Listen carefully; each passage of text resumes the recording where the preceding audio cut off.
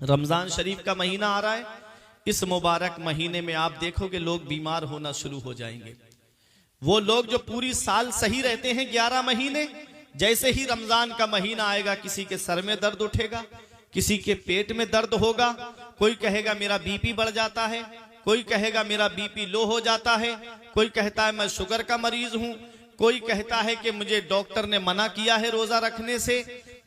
किस्म किस्म के मरीज निकल करके आएंगे।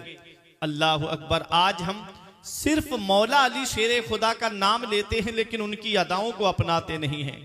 मौला अली शेर खुदा फरमाते हैं, जब मदीने वाले मुस्तफ़ा सल्लल्लाहु अलैहि वसल्लम की बारगाह में जिब्राईल अलैहिस्सलाम आए और कहा कि आका मुझे 3 चीज़ें बहुत पसंद हैं। नबी ने फरमाया मुझे भी 3 चीज़ें बहुत पसंद हैं। हजरत अबू बकर सिद्दीक ने कहा मुझे भी 3 चीज़ें बहुत पसंद हैं। उमर फारूक आजम ने कहा मुझे भी 3 चीज़ें बहुत पसंद हैं। मौला अली शेर हजरत उस्मान गनी ने कहा मुझे भी 3 चीज़ें बहुत पसंद हैं। तो मौला अली शेर खुदा ने कहा आका मुझे भी 3 चीज़ें बहुत पसंद हैं। वो 3 चीजें क्या थी? मौला अली शेर खुदा फरमाते हैं सख्त गर्मी में रोजा रखना मुझे बहुत पसंद है। सख्त गर्मी में रोजा रखना मुझे बहुत पसंद है। आदमी कहता है हम खेत पे काम करते हैं इसलिए रोजा नहीं रखते, हम मकान बनाते हैं इसलिए रोजा नहीं रखते, हम जानवरों के लिए चारा काट के लाते हैं इसलिए रोजा नहीं रखते। ये बहाना दुनिया में चल सकता है, मेरे रब की बारगाह में ये बहाना नहीं चलेगा। ये बहाना सिर्फ दुनिया तक है। मैंने किसी इंसान को आज तक रोजा रख के मरते हुए नहीं देखा। और रोजा अल्लाह रब्बुल इज्जत की वो इबादत है कि आप नमाज में दिखावा कर सकते हैं, ज़कात में दिखावा कर सकते हैं, हज में दिखावा कर सकते हैं। आज तो पूरा हज फेसबुक की नजर हो जा रहा है। आज तो पूरा हज जो है वो सोशल मीडिया की नजर हो जा रहा है कि उधर हज कर रहा है, इधर लाइव चल रहा है। तो हज में भी दिखावा है। रब तो कुरान में फरमाता है अतिम्मुल हज्ज वल उम्रता लिल्लाह, हज और उम्रा अल्लाह की रजा के लिए पूरा करो, लोगों को दिखाने के लिए नहीं, अल्लाह की रजा के लिए पूरा करो। आज दिखावा हो रहा है। नमाज में दिखावा हो सकता है, ज़कात में दिखावा हो सकता है, हज में दिखावा हो सकता है, लेकिन रोजा अल्लाह की ऐसी इबादत है कि इसमें कोई दिखावा नहीं होता है। या तो रोजा रखने वाला जानता है या उसका परवरदिगार जानता है। और जो रोजे को उसके लवाजिमात के साथ रखता है तो परवरदिगार आलम हदीस कुदसी में फरमाता है अस्सौमु ली व अना अज्जा बिही, कि रोजा मेरे लिए है और उसका बदला मैं खुद दूंगा।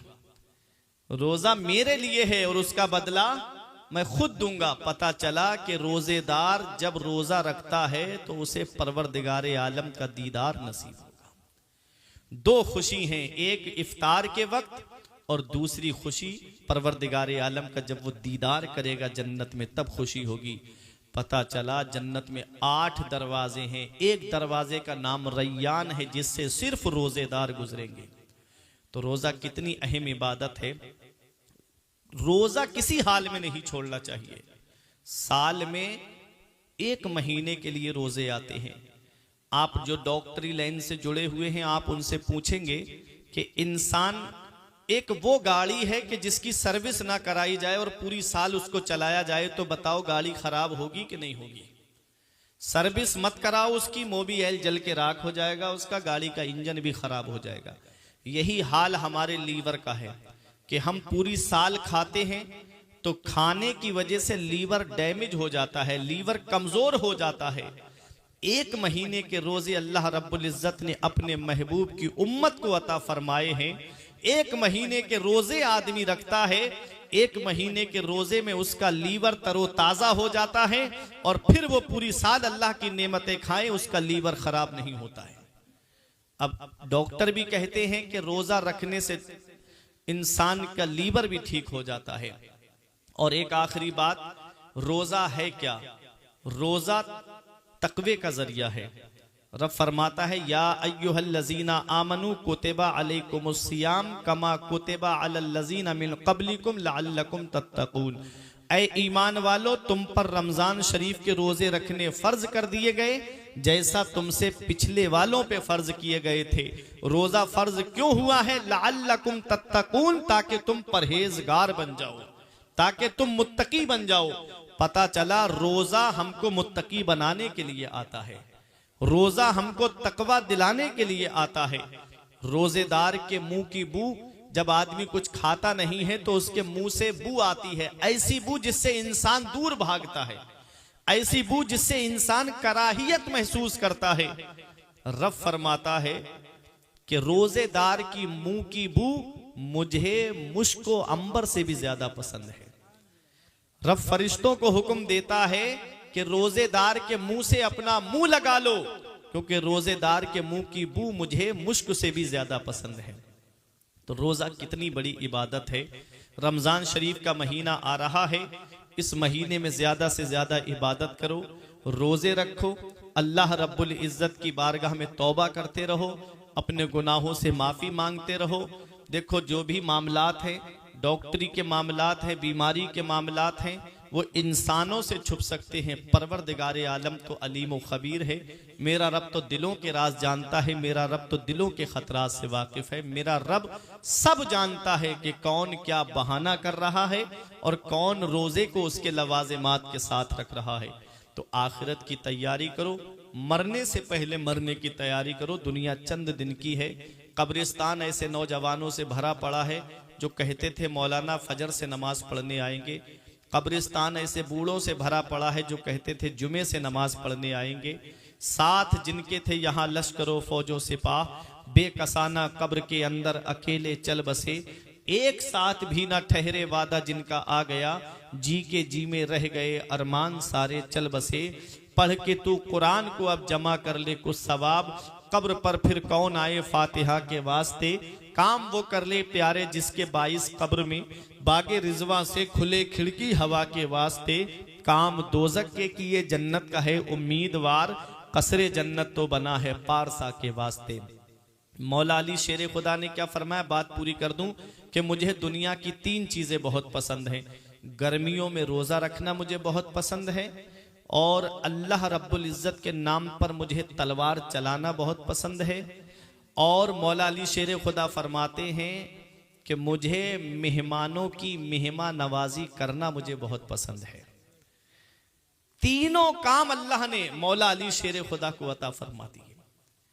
मौला अली शेर खुदा कहते हैं मुझे रोजा रखना बहुत पसंद है। देखो अली शेर खुदा की शहादत रमजान शरीफ के महीने में हुई है, तलवार से आपकी शहादत हुई है। इब्ने मुलजिम मलऊन ने छुप गया था मस्जिद के अंदर, और जब मौला अली शेर खुदा फजर की नमाज के लिए जगाते हुए आ रहे थे, हय्या अलस सलाह हय्या अलल फलाह, आओ नमाज की तरफ, आओ कामयाबी की तरफ, या अय्युहल मुमिनून अस्सलातु खैरुम मिनन नौम, ऐ मोमिनो सोने से बेहतर नमाज है, आओ नमाज की तरफ आ रहे थे। उसने ऐसी तलवार का वार किया, इतना शदीद बार था कि आपके चेहरा मुबारक भी जख्मी हो गया और सरे मुबारक भी जख्मी हो गया, और खून में शराबोर हो गए।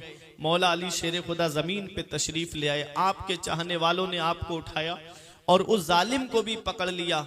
मौला अली शेर खुदा की शान देखो कि मौला अली शेर खुदा के जिस्म पर जब तलवार लगी तो आपने ये नहीं कहा कि मेरे दुश्मन को पकड़ो, कहते हैं फुज तो बे रब्बिल काबा, रब्बे काबा की कसम में आज कामयाब हो गया, रब्बे काबा की कसम में आज कामयाब हो गया।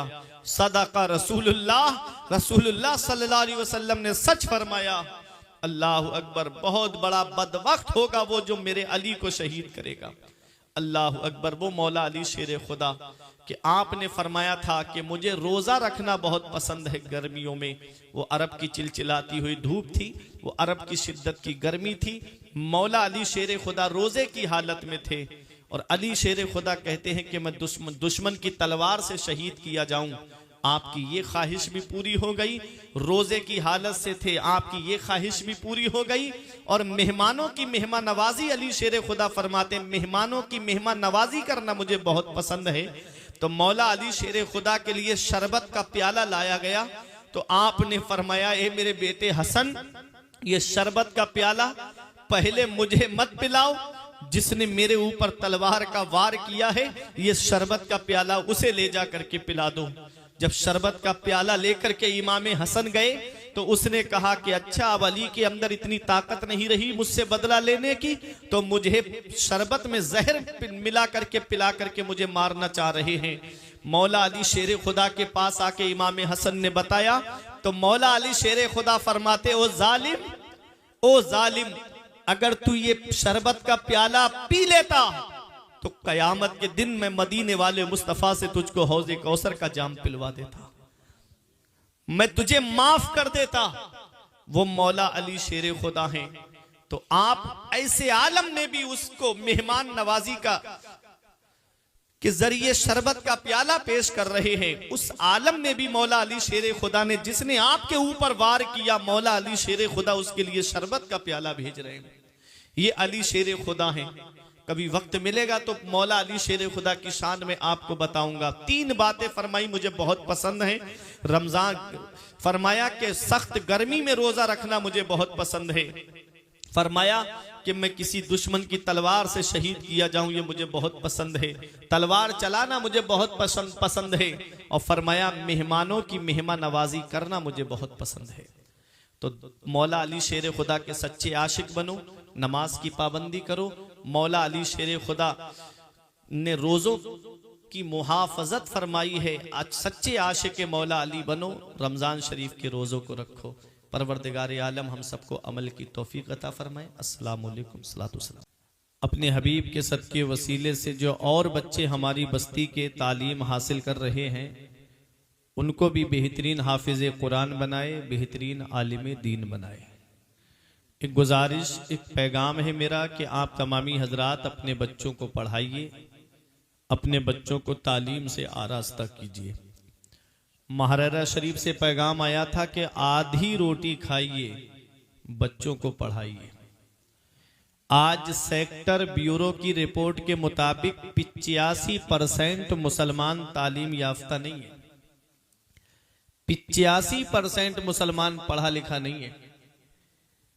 जिनके पैगंबर पे सबसे पहली वही नाजिल हुई, तो सबसे पहला हुक्म नमाज के बारे में नहीं आया, रोजे के बारे में नहीं आया, हज और ज़कात के बारे में नहीं आया। सबसे पहली वही नबी पर नाजिल हुई, इक़रा, रीड, पढ़िए पढ़िए। मतलब ऐ मेरे महबूब, जब तुम्हारी उम्मत के पास तालीम होगी तो वो नमाज के करीब होंगे। जब तुम्हारी उम्मत के पास तालीम होगी तो वो रोजे के करीब होंगे। जब तुम्हारी उम्मत के पास तालीम होगी तो वो हज और ज़कात को उसके वक्त पर अदा करते हुए नजर आएंगे। आज तालीम याफ्ता मुसलमान नहीं है। अफसोस होता है कि गैर मुस्लिमों की बस्ती से कभी गुजरना होता है तो उनके बच्चे किताबें लेके पढ़ते हुए नजर आते हैं, और मुसलमानों की बस्ती से गुजरो तो उनके बच्चे मोबाइल चलाते हुए नजर आते हैं। 4-4, 5-5 लोगों की टोलियां बनी होती हैं। अपनी तरफ भी मैं देखता हूं, लाइन के करीब, कभी लाइन के पार, कभी इधर गली में छोटे छोटे बच्चे मोबाइल लेकर के कोई गेम खेल रहा है, कोई गाने सुन रहा है, कोई इंस्टा पे तस्वीरें अपलोड कर रहा है, कोई फेसबुक में लगा है, कोई व्हाट्सएप में लगा है। ये तब तक आजादी है जब तक तुम्हारे ऊपर बाप का साया है। बाप के साये के बाद वो जिम्मेदारियां आ जाती हैं औलाद के ऊपर कि आदमी को, बच्चे को संभलना बहुत मुश्किल हो जाता है। अभी माँ बाप हैं तो उनके साये में आप तालीम हासिल कर लो। अगर तालीम तुम्हारे पास होगी, एजुकेशन तुम्हारे पास होगा, शिक्षा तुम्हारे पास होगी, तुम किसी मोड़ पर नाकाम नहीं होगे, बल्कि हर मोड़ पर कामयाब नजर आओगे। अमेरिका ने परमाणु बम गिराया जापान के ऊपर, जिसका खुमियाजा वो आज तक भुगत रहा है। पूरा जापान तबाह कर दिया अमेरिका ने। लेकिन आज की तारीख में देखो 57 ममालिक हैं। 57 ममालिक के पास इतनी यूनिवर्सिटी नहीं है जितनी तनहा एक जापान के पास में यूनिवर्सिटी मौजूद है। किसी सहाफी ने एक जापान के शख्स से पूछा कि तुमको अमेरिका ने तबाह कर दिया, क्या तुम्हारे दिल में बदला लेने की आग नहीं जागती है? तो उस जापान के शख्स ने कहा था कि हम अमेरिका से इससे बड़ा बदला और क्या लेंगे कि अमेरिका के व्हाइट हाउस में जो उनके प्रेसिडेंट के सामने जो लैपटॉप रखा हुआ है वो जापान का बनाया हुआ है। ये तालीम है, ये एजुकेशन है, ये शिक्षा है। तालीम कितनी जरूरी है, एजुकेशन कितना जरूरी है। मन अरदल इल्मा फ़अलैहि बिल कुरान, जो इल्म हासिल करने का इरादा करे, जो तालीम का इरादा करे, जो एजुकेशन का इरादा करे, तो उसको चाहिए कि वो पहले कुरान की तालीम हासिल करे, वो पहले अपने मजहब की तालीम हासिल करे, वो पहले कुरान की तालीम हासिल करे। कुरान की तालीम जिसके पास होगी, कुरान वो अल्लाह की किताब है जिसमें हर चीज का बयान मौजूद है। वला रत्बियों वला याबिसिन इल्ला फी किताबिम मुबीन, कोई खुश्क-तर चीज ऐसी नहीं है जिसका जिक्र कुरान के अंदर मौजूद न हो।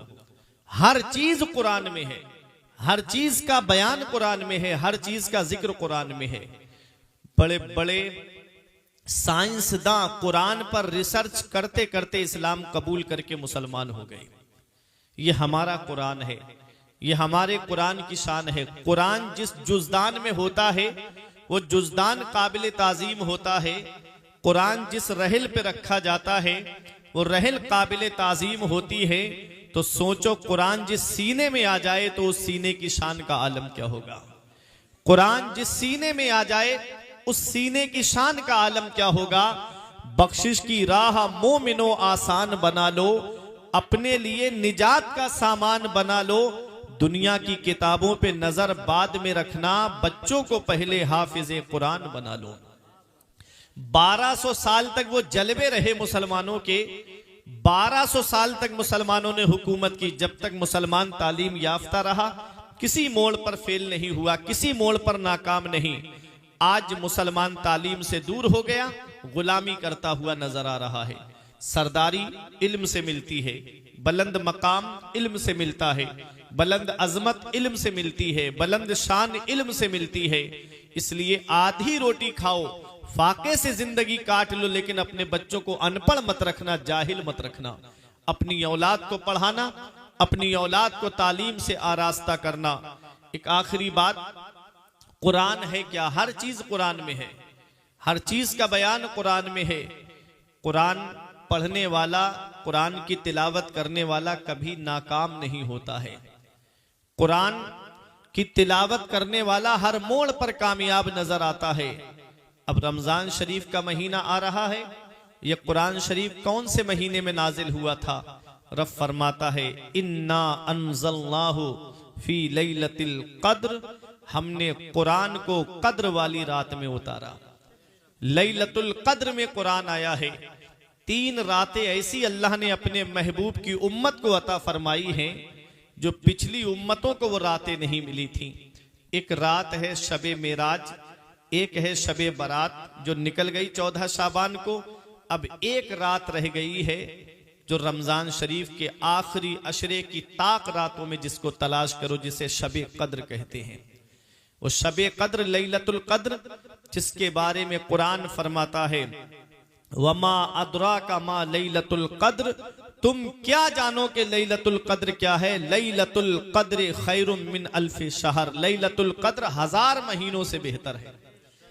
एक रात 1000 महीनों से बेहतर है।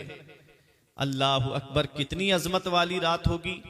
आज इन रातों में जागने का मतलब हम ये समझते हैं कि बस जागना है, चाहे चौराहे पे खड़े होकर के जागो, चाहे गाड़ियां दौड़ा करके जागो, चाहे खेल कूद करके जागो, चाहे मोबाइल चला करके जागो।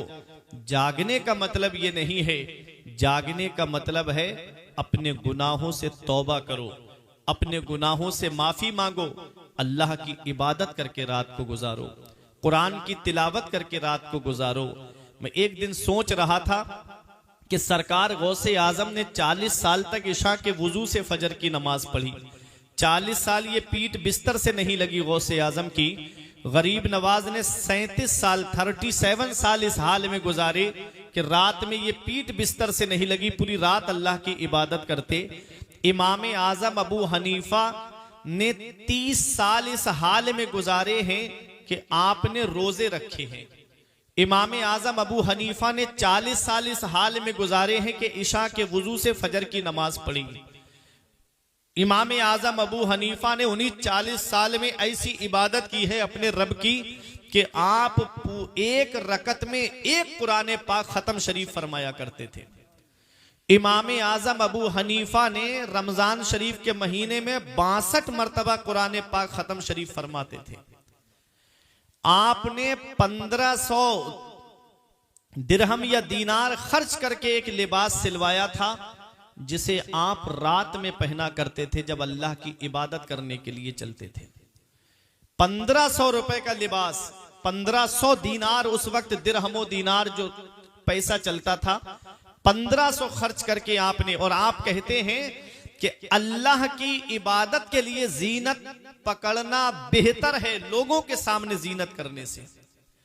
आज हम मस्जिद जाते हैं तो मैले कुचैले कपड़े पहन के जाते हैं, जैसे खेतों पर से आए वैसा ही लिबास पहन के मस्जिद में चले गए। अल्लाह कुरान में फरमाता या बनी आदम खुजू जीनतकुम इंदा कुल्ले मस्जिद, ऐ औलाद आदम, ऐ इब्ने आदम, हर नमाज के लिए जीनत पकड़ो, हर नमाज के लिए जीनत इख्तियार करो। मतलब जब अल्लाह की इबादत करने के लिए जाओ तो अच्छे से अच्छा लिबास पहन करके जाओ, अच्छे से अच्छे कपड़े पहन करके जाओ। आज नमाज पढ़ने जाएंगे तो मैले कुचैले कपड़े, और शादी की दावत मिल जाए, वलीमे की दावत मिल जाए तो अंदर से निकालेंगे अच्छे से अच्छा लिबास और उसको पहन करके हम शादी में जाते हैं। इसका उल्टा हो रहा है। हम जीनत लोगों के दिखाने के लिए इख्तियार कर रहे हैं। हमको जीनत इख्तियार करनी है तो अल्लाह की इबादत के लिए करनी है।